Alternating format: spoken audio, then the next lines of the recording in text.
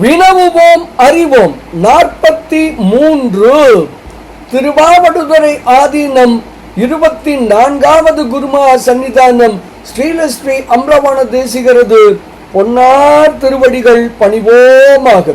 வினவுவோம் அறிவோம் 43வது வினா, கண்ம மலம் நீங்குவது எப்படி? இந்த வினாவிற்கான விடையை ஸ்ரீ உமாபதி சிவம் அருளிய சிவப்பிரகாசம் எனும் அற்புதமான நூலின் 89வது திருப்பாடலின் மூலம் காணலாம். எண்ணற்ற பிறவியை தருகிறது புண்ணிய பாவம் எனும் சஞ்சித வினை. இந்த சஞ்சித வினை நெருப்பில் சேர்ந்த வித்து போல தீட்சை செய்து வைக்கும் ஞான குருவினுடைய திரு பார்வையினாலேயே நீங்கி போய்விடும். ஏற்றுக்கொண்ட இந்த உடலை இடமாக கொண்டு ஊழ் என்று சொல்லப்படுகிற பிராரத்தம் நிகழும். இந்த பிராரத்தத்தை உடலில் நின்று அனுபவித்துத்தான் கழிக்க வேண்டும். இந்த பிராரத்தத்தின் காரணமாக வரும் இன்பம் துன்பத்தை புசிக்கும் பொழுது ஆகாமியம் ஏறும்.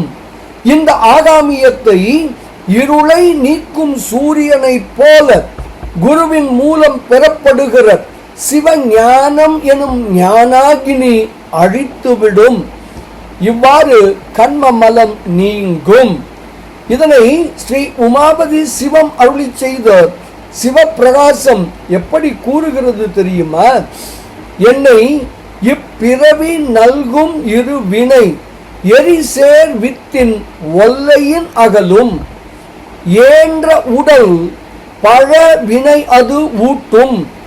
தொல்லையில் வருதல் போல தோன்றிடு வினையது உண்டேல் அல் ஒளி புரையும் ஞான தழல் உற அழிந்து போமே என்று ஸ்ரீ உமாபதி சிவம் தாம் அருளி செய்த சிவப்பிரகாசம் எனும் அற்புதமான நூலின் 89வது திருப்பாடலில் மிக தெளிவாக விளக்குகிறார். சரி, 43வது வினா என்ன? கண்ம மலம் நீங்குவது எப்படி? பதில் என்ன? சஞ்சிதம் தீட்சையாலும், பிராரத்தம் அனுபவத்தாலும், ஆகாமியம் ஞானாகினியாலும் நீங்கும். இதுவே பதில். ஞான குரு பெறுவோம், வினை நீங்குவோம், சிவானந்தம் நுகர்வோம்.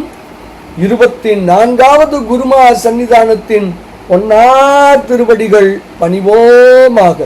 சிவாய நம. திருச்சிற்றம்பலம்.